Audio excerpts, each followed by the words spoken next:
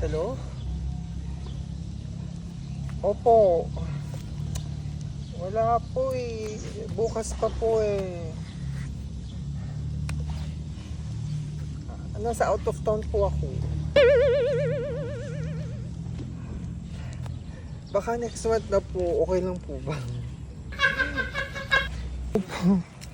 Oo, pinang-staycation na kasi namin yung pera.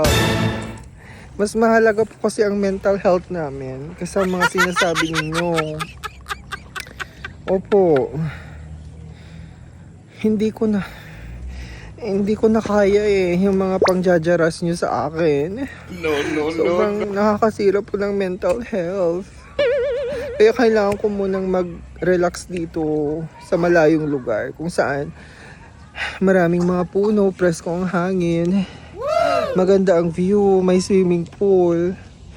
Diba? Nasa malayong lugar po ako, kaya hindi nyo po ako mapupuntahan sa bahay. Opo. Kahit pumunta po kayo sa bahay, haharangin po kayo ng guard.